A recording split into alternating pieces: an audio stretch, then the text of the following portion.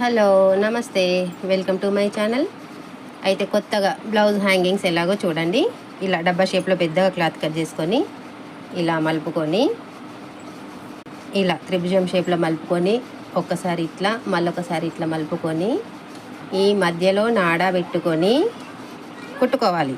ఇలా మధ్యలో నాడ పెట్టుకొని ఇలా ఫోల్డ్ చేసి ఇలా కుట్టాలి.